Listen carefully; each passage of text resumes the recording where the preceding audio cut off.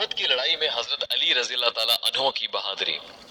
غزوہ احد میں مسلمانوں کو کچھ شکست ہوئی تھی، جس کی بڑی وجہ نبی اکرم صلی اللہ علیہ وآلہ وسلم کے ایک ارشاد پر عمل نہ کرنا تھا، جس کا ذکر باب نمبر 1 قصہ نمبر 2 میں گزر چکا۔ اس وقت مسلمان چاروں طرف سے کفار کے بیچ میں آ گئے، جس کی وجہ سے بہت لوگ بھی شہید ہوئے اور کچھ بھاگے بھی۔ نبی اکرم صلی اللہ علیہ وآلہ وسلم بھی کفار کے ایک جتھے کے بیچ میں آ گئے، اور کفار نے یہ مشہور کر دیا تھا کہ حضور صلی اللہ علیہ وآلہ وسلم شہید ہو گئے۔ صحابہ رضی اللہ تعالیٰ عنہم اس خبر سے بہت پریشان حال تھے، اور اسی وجہ سے بہت سے بھاگے بھی اور ادھر ادھر متفرق ہو گئے۔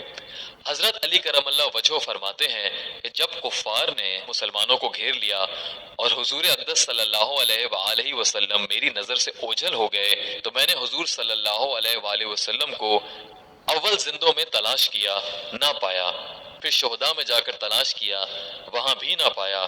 تو میں نے اپنے دل میں کہا کہ ایسا تو نہیں ہو سکتا کہ حضور صلی اللہ علیہ وآلہ وسلم لڑائی سے بھاگ جائیں۔ بظاہر حق تعالی شانہ ہمارے اعمال کی وجہ سے ہم پر ناراض ہوئے، اس لیے اپنے پاک رسول صلی اللہ علیہ وآلہ وسلم کو آسمان پر اٹھا لیا۔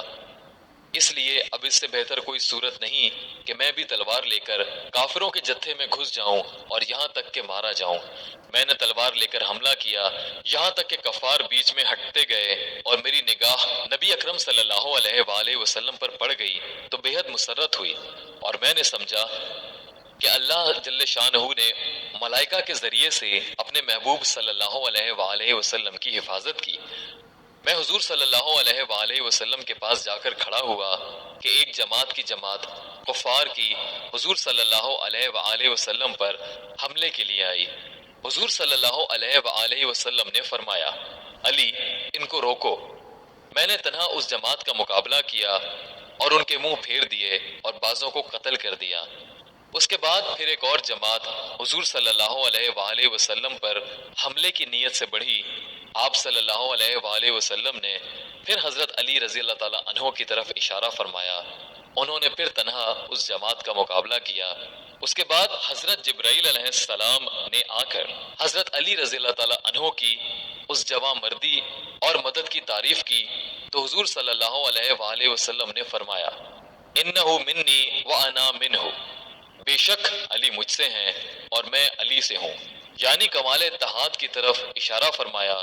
تو حضرت جبرائیل علیہ السلام نے عرض کیا، وَأَنَا مِنْكُمَا، اور میں تم دونوں سے ہوں۔